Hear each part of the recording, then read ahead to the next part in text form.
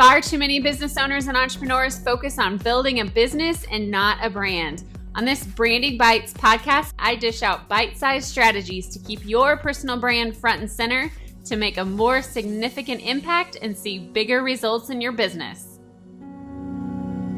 Hey there, it's Kristen Korn, and you're listening to the Branding Bites podcast, episode number 32. 3 sleazy sales tactics to avoid and what to do instead.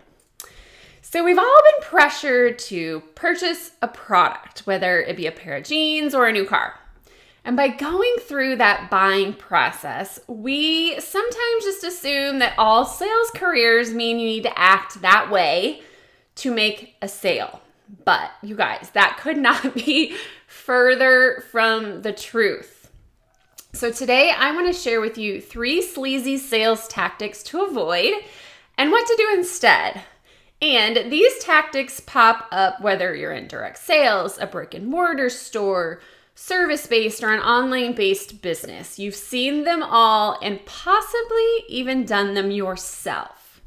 By understanding what to do instead, you'll know how to create a win-win for you and your prospective buyer. So here we go. 3 sleazy sales tactics to avoid. So the first one is being seller-centered, which means the sale is all about you and not the customer. And this can be the hardest to overcome because we get into a business because we want to sell things, right? We want to turn a profit. But when you can put your heart first and really pinpoint the intent behind wanting to quote unquote persuade your prospect to purchase, you can then defeat that sales first mentality. The last thing, you guys, your prospective readers want to feel is pressure to buy. So when you become seller-centered, you in reality are money-driven. Even if you don't do it intentionally, you keep pushing for that, yes, I'll buy it. In return, you end up following up too much. You put pressure on the prospect to say yes, instead of putting the customer first. This is all it's going to do is damage your reputation as well as waste your time and theirs. So instead, you want to put yourself in your prospective buyer's shoes and understand them, what they're thinking and feeling. Know their beliefs and their fears that are keeping them stuck from maybe saying yes to your product. So for instance, in my own business, the product I suggest clients start within my value ladder is called the Content Connection Playbook 7-Day Brand Discovery Mini Course. I believe everyone needs that mini course because I've seen in my own business what happened when I did brand discovery on myself.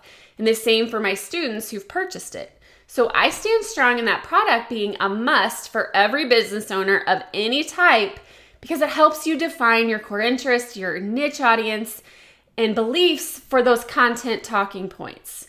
So instead of being seller focused to sell more of these Content Connection Playbook mini courses, I instead need to think of my prospective buyer and what is in it for them.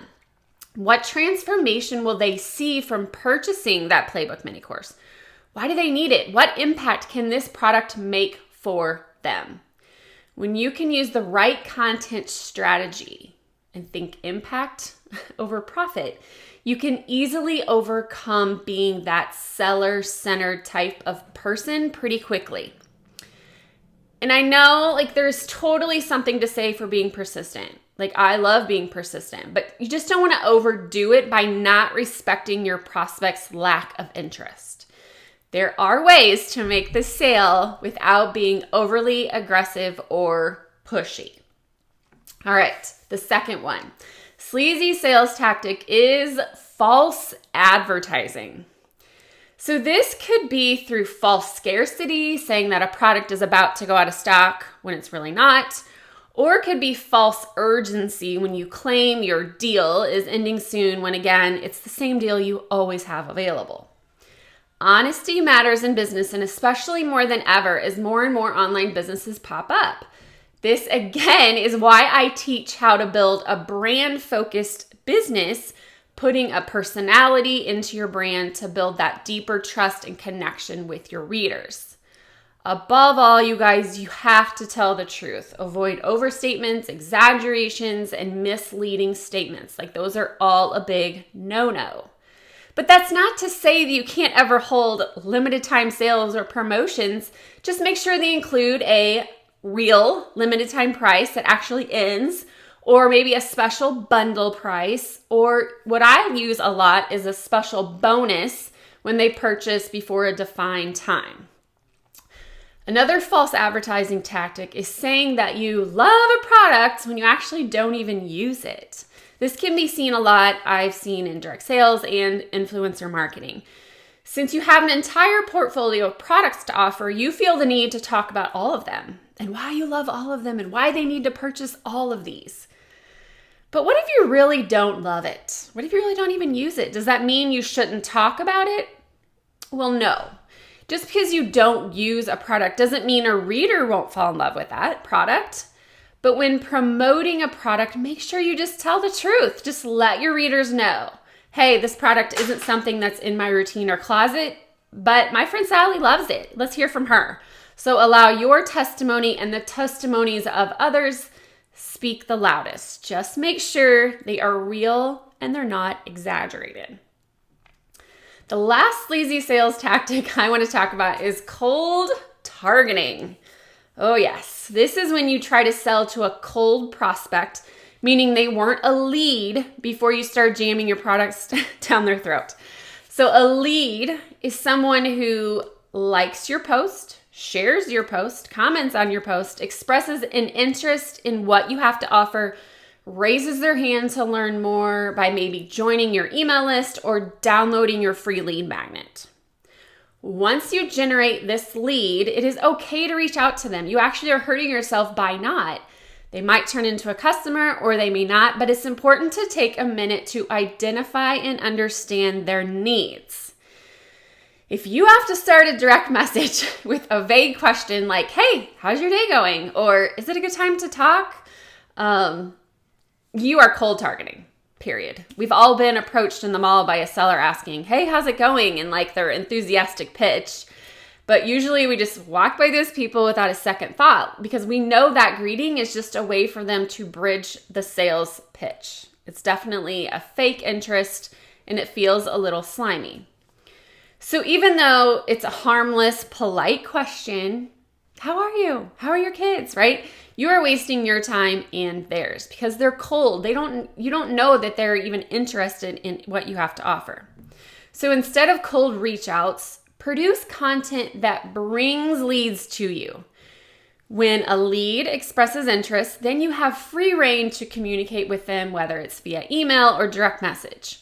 But you want to craft an opening statement that has their interest in mind. By knowing all you can about that niche audience, you will already know their needs and in return can validate them in your messaging. You can remove the beliefs and fears that aren't serving them and that are keeping them stuck. So to recap, the 3 sleazy sales tactics to avoid and what to do instead were number 1, being seller-centered. So instead of focusing on more sales and profit, think of the prospective buyer and what's in it for them if they make the purchase. What impact can this product make for them? When you can use the right content strategy, you can easily overcome being seller-centered very quickly. Number 2 is false advertising. Instead of using false scarcity and urgency for limited time sales or promotions, make sure you have a real sale that you are promoting. Also, make sure you use honest testimonials. And if you don't use a product you feel that you're using, just don't fake liking it. Like if you're not using it, don't fake liking it. Okay? Your readers appreciate honesty and it makes you more credible. Lastly, cold targeting. Instead of relying on cold messages, find ways to bring genuine leads to you. Once you master this important step of the sales process, you will never again sound like you're fishing for a sale to a cold prospect. Your leads will be wanting to learn more from you about your products and how your product may be the solution that they're already looking for. And I know many of my listeners are in direct sales. So to help you attract new leads, create engagement, and grow your online sales in less than 30 days without using any of these mentioned sleazy sales tactics, I have developed a direct sales guide to selling on the web. You're going to want to go download at kristenkorn.com/direct sales. So based on my Stay in Your Lane brand method, it uses the same principles I teach other business owners and brings it to the direct sales industry. So go download right now your copy at kristenkorn.com/direct sales. Above all, you guys, create a win-win for you and your prospective buyer. Yes, you need to make an income. I get it. I do too. But by being honest, transparent, and knowing more about what your niche audience needs, you can ditch your cold targeted sales pitch for a content strategy that has their interest in mind. All right, purpose-driven CEOs, until next time, keep putting purpose behind your brand. And thank you so much for tuning in to this episode of the Branding Bites podcast. I'd love to hear from you. So hop on over to Instagram at Stay in Your Lane Brand and drop a comment.